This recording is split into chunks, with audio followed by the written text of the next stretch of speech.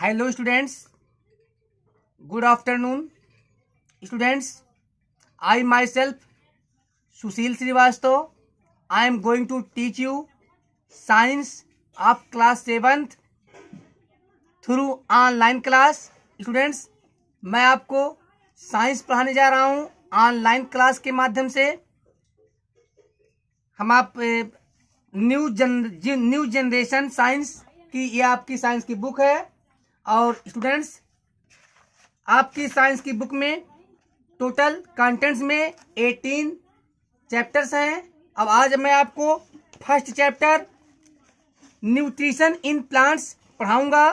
Chapter 1 nutrition in plants, पौधों में पोषण पढ़ाऊंगा। न्यूट्रिशन इन प्लांट्स, पौधों में पोषण। All living things need food, so food is essential for all living organisms. Plants make their own food. Animals obtain food from their surroundings. Human beings also obtain food from plants and animals. सभी जीवधारियों को, सभी सजीव जीवधारियों को, सभी सजीव वस्तुओं को भोजन की जरूरत होती है। इसलिए भोजन सभी सजीव जीवधारियों के लिए आवश्यक है। पौधे अपना भोजन स्वयं बनाते हैं। जानवर अपने आसपास से भोजन प्राप्त करते हैं। मनुष्य भी पौधे और जानवरों से भोजन प्राप्त करता है। Students, what is nutrition? पोषण क्या है? न्यूट्रिशन मीन्स पोषण। Certain components in our food, हमारे भोजन के विशेष अवयव हेल्प द बॉडी, शरीर की मदद करते हैं। Grow, work, remain healthy and repair worn out parts. तो हमारे भोजन के कुछ विशेष अवयव शरीर की वृद्धि करने, कार्य करने, स्वस्थ रहने में और शरीर के चोटिल और कटे पार्ट की मरम्मत करने में मदद करते हैं। Carbohydrates, proteins, fats, vitamins and minerals are such components of food. भोजन के ऐसे अवयव कार्बोहाइड्रेट्स, प्रोटीन्स, वसा, विटामिन और खनिज होते हैं। These components are called nutrients, ये अवयव पोषक कहलाते हैं। And they are required by the body, और शरीर के द्वारा इनकी जरूरत पड़ती है। The process by which organisms obtain these nutrients, which are utilized by the body for growth, repair and other processes necessary to maintain life, is called nutrients. तो वह प्रक्रिया जिसके द्वारा जीवधारी पोषक तत्वों को प्राप्त करता है, जिसे वह शरीर की वृद्धि, शरीर की मरम्मत करने, रिपेयर करने और अन्य जीवन को बनाए रखने के लिए आवश्यक प्रक्रियाओं को करने में जो प्रक्रिया होती है, उसे हम न्यूट्रिएंट्स अर्थात पोषक कहते हैं। Organisms can be categorised as autotrophs and heterotrophs. तो जीवधारियों को हम वर्गीकृत कर सकते हैं स्वपोषी और परपोषी। यहाँ पे ऑटोट्रॉफ्स और हेटेरोट्रॉफ्स वर्ड आया है। ऑटोट्रॉफ्स मीन्स स्वपोषी एंड हेटेरोट्रॉफ्स मीन्स परपोषी। Autotrophs, the word autotroph comes from the root word auto for self and troph for food. तो ऑटोट्रॉफ शब्द मूल शब्द ऑटो से मिला है, जिसका अर्थ होता है स्वयं, और ट्रॉप शब्द का अर्थ होता है भोजन। इस प्रकार ऑटोट्रॉफ का मीनिंग होता है स्वयं भोजन बनाने वाले। Organism that make their own food by using simple substances from their surroundings are called autotrophs. जीवधारी जो अपना भोजन साधारण पदार्थों, अपने आसपास मिलने वाले साधारण पदार्थों के प्रयोग से अपना भोजन स्वयं बनाते हैं, स्वपोषी कहलाते हैं। सम बैक्टीरिया यूनिसेलुलर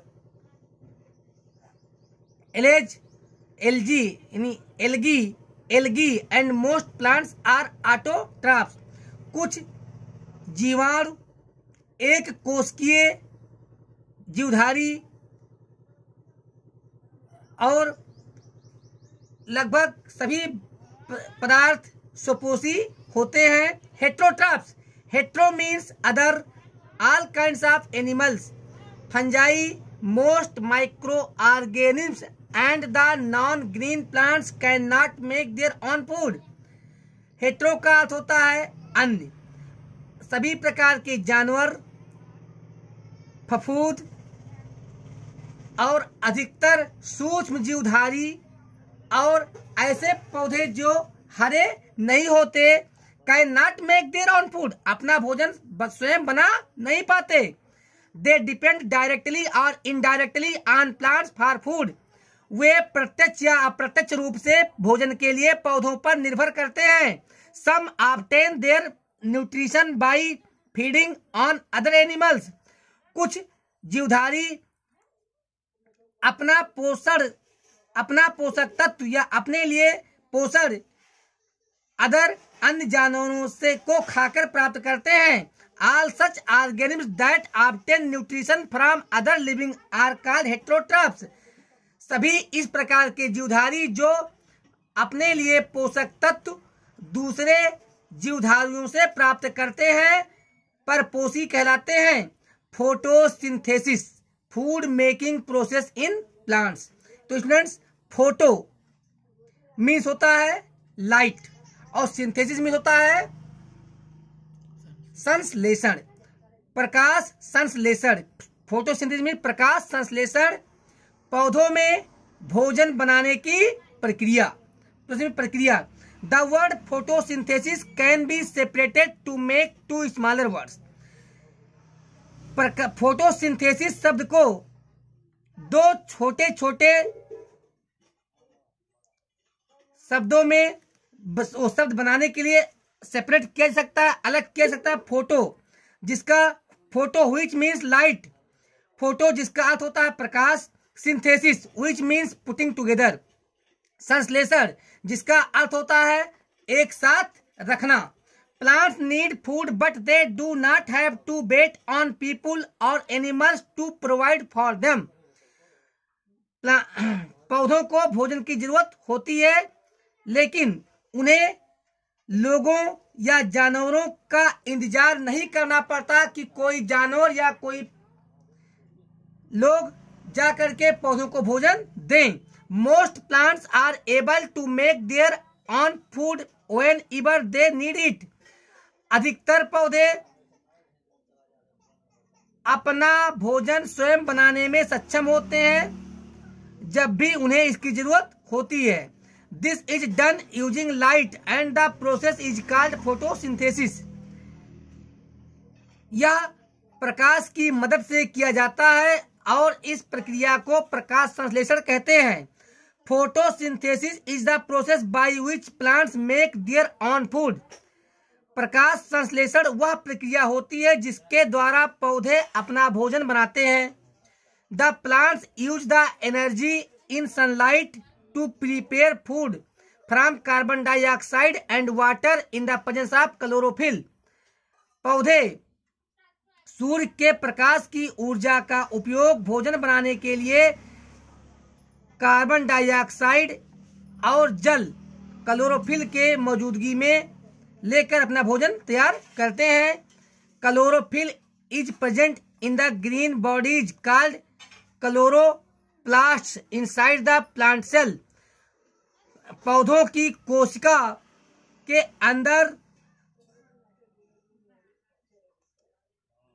क्लोरोप्लास्ट नामक हरे पदार्थ में ये पर्णहरिम, क्लोरोफिल मीन्स पर्णहरिम मौजूद रहता है।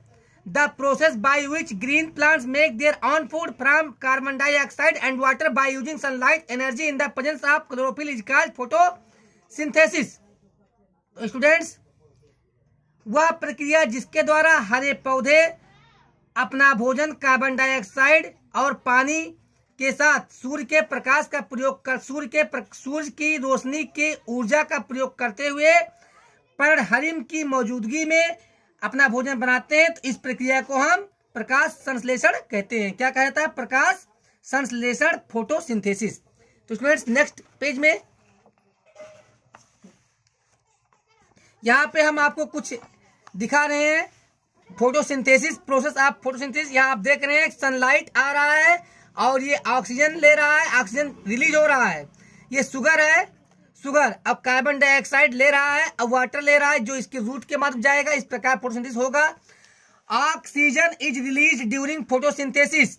प्रकाश संश्लेषण के दरमियान ऑक्सीजन गैस मुक्त होती है, निकलती है। The process of photosynthesis can be represented as. प्रकाश संश्लेषण की प्रक्रिया को इस प्रकार दर्शाया जा सकता है 6CO2 + 6H2O arrow C2H12O6 + 6CO2। Students chlorophyll और लाइट एनर्जी के साथ जब कार्बन डाइऑक्साइड और पानी को मिलाया जाता है तो ग्लूकोज का निर्माण होता है और ऑक्सीजन गैस भी बनती है। Factor affecting photosynthesis. प्रकाश संश्लेषण को प्रभावित करने वाले तथ्य। फैक्टर मीन्स तथ्य। With increase in light intensity there is an increase in the rate of photosynthesis. Students प्रकाश की तीव्रता में बढ़ोतरी के साथ साथ प्रकाश संश्लेषण की दर में भी वृद्धि होती है। Red light is most beneficial for photosynthesis. प्रकाश संश्लेषण के लिए लाल प्रकाश, रेड लाइट सबसे ज्यादा लाभकारी होता है। बेनिफिशियल लाभकारी। The rate of photosynthesis is initially high at a high temperature. At a high temperature उच्च तापमान पर प्रकाश संश्लेषण की दर बहुत ही उच्च होती है। शुरू में हाई होती है, उच्च होती है। Not more than 1% of total water absorbed by the plant is used in photosynthesis। तो पौधे के द्वारा शोषित किए गए कुल जल का 1% से भी कम पानी का उपयोग प्रकाश संश्लेषण में किया जाता है। Even then water is necessary for photosynthesis. फिर भी वाटर, पानी प्रकाश संश्लेषण के लिए आवश्यक है। Concentration of carbon dioxide increases the rate of photosynthesis. तो कार्बन डाइऑक्साइड गैस की सांद्रता यानी अधिकता प्रकाश संश्लेषण की दर को बढ़ाता है। बट कंसंट्रेशन बियॉन्ड ये certain level decreases the rate of photosynthesis.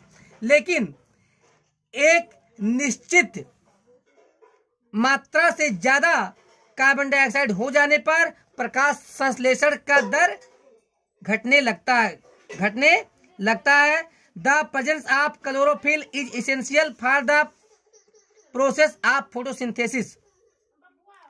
तो प्रकाश संश्लेषण की प्रक्रिया के लिए क्लोरोफिल, पर्णहरिम की मौजूदगी आवश्यक है।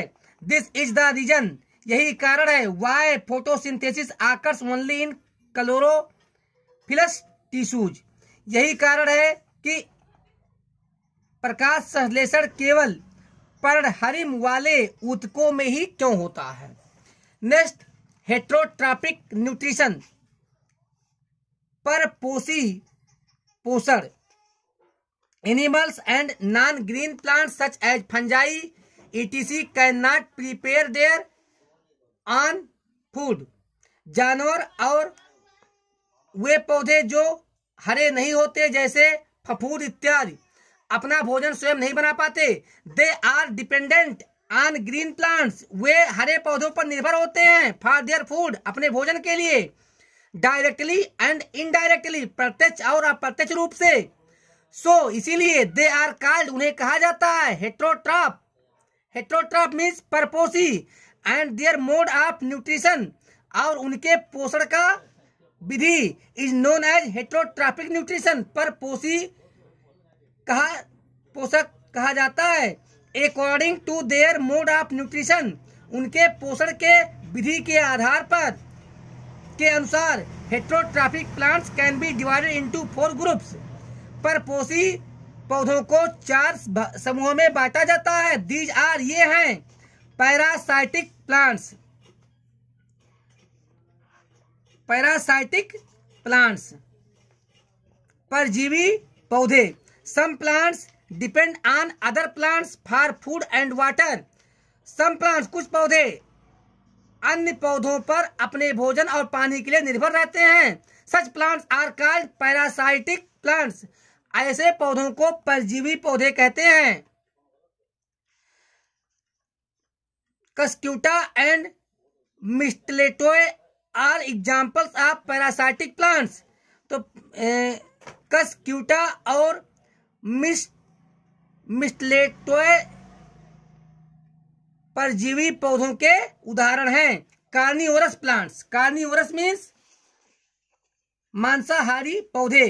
Carnivorous or insectivorous plants like the Venus flytrap and pitcher plant are adapted to grow in the soil that doesn't have enough mineral। तो मांसाहारी अथवा कीटभक्षी पौधे जैसे बीनस फ्लाईट्रैप और पिचर प्लांट उस मिट्टी में उगने के लिए अनुकूलित होते हैं जो जिनमें पर्याप्त मिनरल खनिज नहीं होता। अडेप्टेड मीन्स अनुकूलित, अडेप्टेड मीन्स अनुकूलित। These plants feed on insects to obtain minerals। ये पौधे खनिज प्राप्त करने के लिए कीड़ों मकोड़ों को खाते हैं। They have chlorophyll in the leaves and make food। उनके पास उनकी पत्तियों में पर्णहरिम होते हैं और भोजन का निर्माण करते हैं। Saprophytes plants, saprophytes are organisms that obtain nutrition from dead organic matter। तो saprophytes वे जीवधारी हैं जो पोषक मृत कार्बनिक पदार्थों से प्राप्त करते हैं। फंजाई आर स्पायरोफाइटस, फफूंद स्पायरोफाइटस का उदाहरण है। They grow on various kind of organic material. वे विभिन्न प्रकार के कार्बनिक पदार्थों पर उगते हैं। You will find fungi on a damp piece of leather, over ripe fruits and pickles. आप फफूंद को पुराने चमड़े, फेंके गए चमड़े के टुकड़े पर और अत्यधिक पके हुए फलों पर और सड़े हुए अचारों पर देख सकते हैं। मशरूम्स आर ये टाइप ऑफ फंजाई। मशरूम्स एक प्रकार के फफूंद हैं। Symbiotic plants, symbiotic is a partnership between two organisms in which both partners get benefited from each other. तो सिम्बायोटिक दो जीवधारियों के बीच साझेदारी है जिसमें दोनों साझेदार, जो दोनों हिस्सेदार एक दूसरे का लाभ प्राप्त करते हैं। These organisms are called symbiotic plants. ऐसे जीवधारियों को हम सिम्बायोटिक पौधे कहते हैं। Lichen is a combination of an algae and fungi. तो लिचेन एलेज और फंजाई का एक कॉम्बिनेशन यानी एक मिला जुला रूप है। How nutrients are replenished in the soil. मिट्टी में पोषक तत्वों को पुनः किस प्रकार पहुंचाया जाता है। The plant nutrients like nitrogen, phosphorus and potassium are present in the soil naturally.